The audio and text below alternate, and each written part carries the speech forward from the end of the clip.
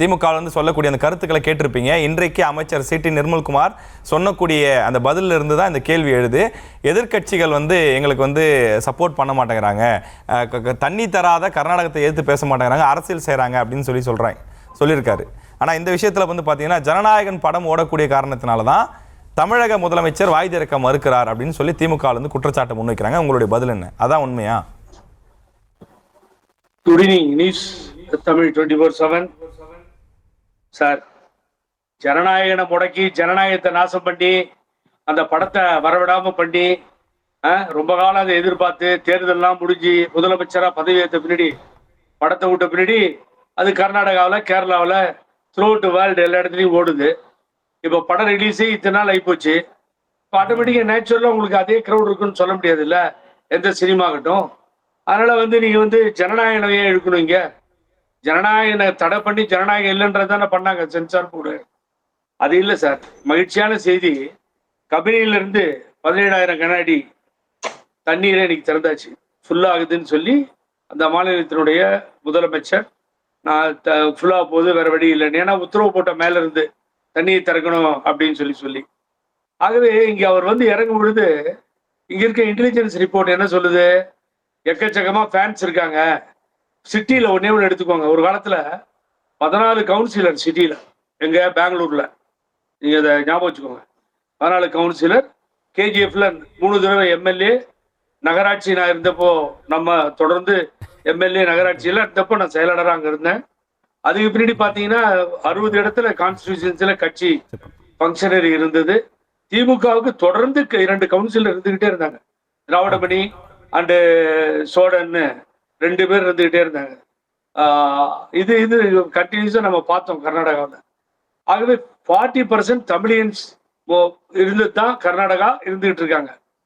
இப்போ என்ன ஆகும் சொல்லுங்க பார்ப்போம்.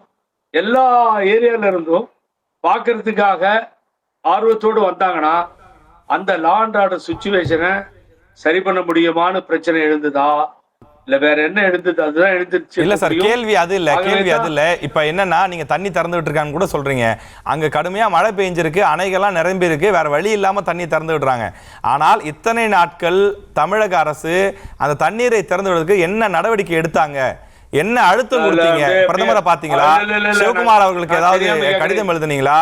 இல்ல தண்ணியை கேட்டு பெறுவதற்கு சட்ட போராட்டம் என்ன செஞ்சீங்க? ஏன் திமுகவை குறை சொல்றீங்கன்னு கேக்குறாங்க. அவங்கள ஆட்சியில் இருக்காங்கன்னு கேக்குறாங்க சார். நெறியாளர் ராஜேஷ், நாங்க ஒன்னும் திமுக குறை சொல்லிட்டு உட்காந்துட்டு இல்ல. அமைச்சர் சி.டி. நிர்மல்குமார் எதிர்கட்சிகள் வர ஆமா சார். எதிர்கட்சிகள்னா யாரு? இன்னைக்கு மீட்டிங் எல்லாம் போட்டிருக்காங்கல்ல, அங்க போயிட்டு மிஸ்டர் சீமான் போயிருக்காரு, அப்புறம் OS மணியன் இருந்திருக்காரு, யாரும் இருந்திருக்காங்க. எல்லாத்தையும் சேர்த்து விவசாய பிரிவுகள்லாம் ஒரு கட்சி மாத்திரம் சொல்லிட்டு இல்லை சார். ஆக எல்லாத்தையும் தான்.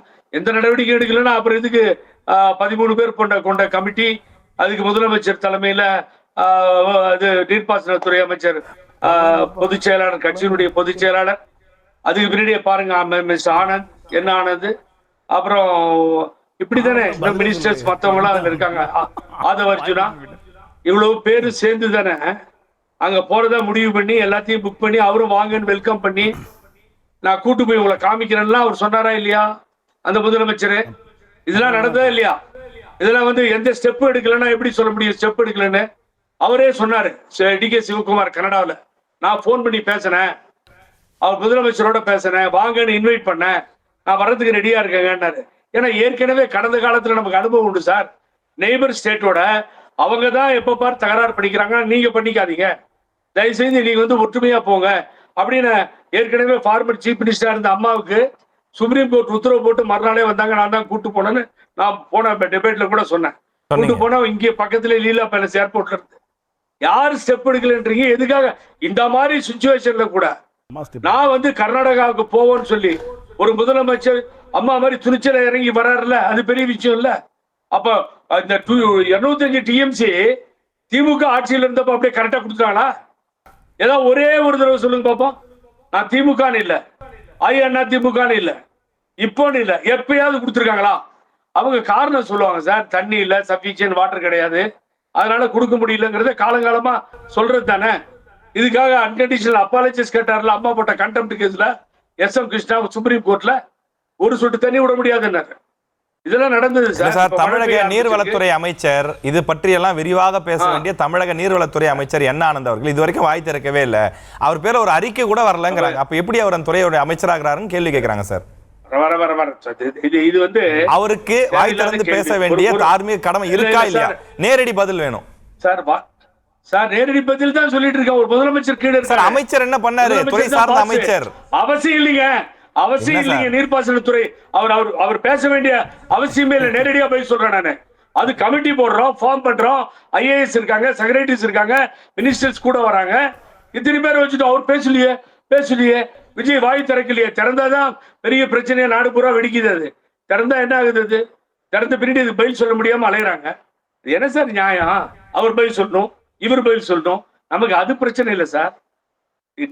காவேரி மண்டலம் அந்த பகுதி, தஞ்சை, வளநாடு, இங்க தண்ணி வேணும். அதுதான் பிரச்சனையே தவிர ஆனந்த் என்ன பேசல, இவர் பேசலங்கிறது பிரச்சனை கிடையாது சார். பேசல விட்டுருவாங்களே திறந்து. இப்ப பேசுறேன் சார்.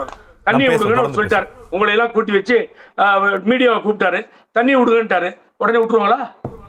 என்ன சார் அங்க இருக்கு? அதாவது நீங்க முதல்ல ஒன்ன கவனிக்கணும். 1991 டிசம்பர் 13, 14, 15 அந்த நிலை திரும்பிடக்கூடாது சார். சாதாரண விஷயம் இல்ல. குழந்தையெல்லாம் நெருப்புல போச்சு, ஆயிரக்கணக்கான உயிர் செத்து போச்சு. தமிழகத்துக்கு ஓடி வந்தாங்க இங்க இருக்க மக்கள் எல்லாம், கர்நாடகாவில இருந்து தமிழர்கள். அப்பதான் அம்மா பதவி ஏற்று 6-7 மாசம் தான் ஆச்சு. 91 அப்பயே ரிசைன் பண்ணி தூக்கி எறிகிறாங்க பிரைம் மினிஸ்டர் நரசிம்மராவ் கிட்ட. அங்க ஏதாவது ஆட்சி தமிழ் கண்ட்ரோல் பண்ணலன்னா எனக்கு முதலமைச்சர் தேவையில்லைன்னு சொன்னாங்க. அதையெல்லாம் நம்ம கருத்துல கொண்டு தண்ணீரும் வேண்டும், விவசாயிகள் பிரச்சனையும் சால்வ் ஆகணும்.